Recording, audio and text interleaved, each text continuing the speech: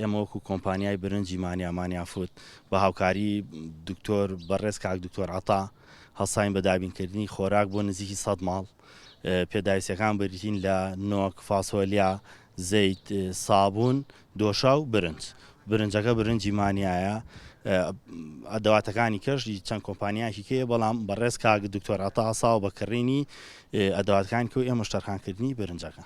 کۆمپانیا گەشتیارەکانی شاری سلێمانی لەگەڵ کۆمەڵی میوانخانە و چێشتخانەکان بە هاوکاری کۆمپانیای مایە هەستاین بەم کارە کە بتوانین چەند خێزانێک ببژێنەوە ئەگەر بۆ چەند ژەمێکی کەمیش بێ.